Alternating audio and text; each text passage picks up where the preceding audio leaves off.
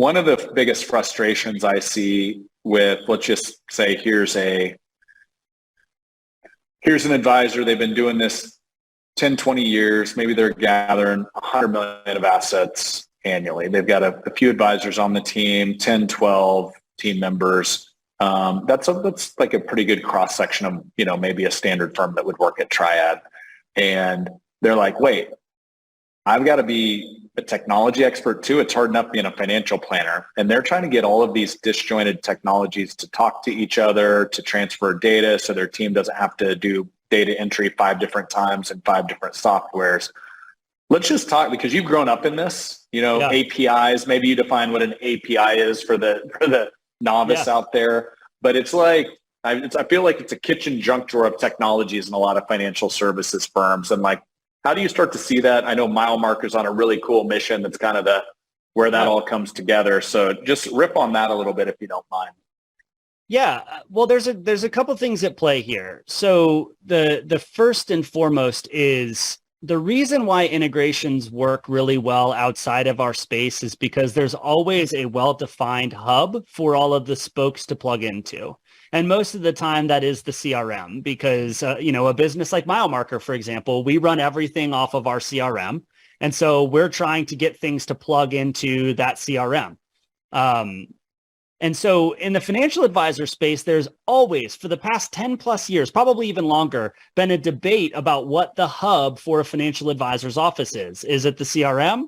Is it the portfolio management system? Is it the financial planning application? Or is it the custodian? So not only do you not have a hub, you have 4 potential hubs. So if you back up into the shoes of somebody who's trying to build technology and build integrations, you have to understand that, this isn't as flexible and malleable as some people might want to think. When you're going to build an integration, you got to think about what is the most common use case or way somebody would want to do this. So that's why integrations in other spaces work really well, is because people go, they're going to be using their CRM in this way. We're going to build our integration to the CRM so that it creates this great efficiency because we know this is going to be the workflow. Well, when I was at Riskalyze and we built over 30 tools, you try to guess what the most commonly used way is going to be this, but most of the frustration you hear from people out there are probably because they're not, using their tools in the way that, is the most common use case. So you've seen this a lot with Michael Kitces, who I know was just most recently on the show. He's been advocating for the CRM as kind of the new operating system and saying, hey, industry, let's get behind the CRM being the place that people build to and from.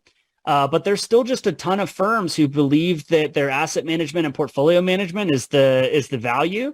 So they live out of Orion or they live out of something like that. Or there's people who are so planning heavy or even risk heavy. There's a lot of people who run their business with Riskalyze being the hub and they want that to be the hub. So that's why so many people listening to this have probably experienced frustration with integrations, is because you can't just say, I want Orion and Riskalyze to talk to each other. Okay, great. And then the advisor would hope that they can go, here's how I want it to talk to each other. You talked about APIs. So for people who don't know what that's like Lego blocks, right? So it stands for Application Programming Interface. And what that means is, here are the 6 ways that Riskalyze can be talked to by other pieces of software. And other pieces have the same thing. And you're trying to stack those together to create a flow. But it's point in time. It's the same as coming and asking you a question in your office, you giving me an answer, and then I take that answer back and I deploy it. What people want is flexibility, and APIs just don't provide enough flexibility. So I'll kind of pause there and say, that's really one of the challenges I think that advisors are experiencing when it comes to integrations with their software. And I think everybody's trying to figure out, what's a better way to do this and how do we think about approaching this in a more meaningful way.